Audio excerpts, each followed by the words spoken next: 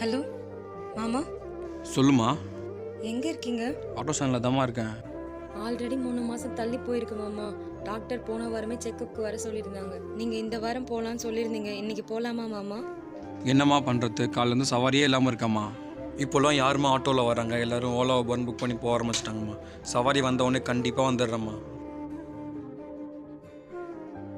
தம்பி சொல்லுங்கண்ணா. Auto வருமாப்பா, bus stand வரைக்கும் போகணும். போகலாம், உள்ளே உட்காருங்கண்ணா.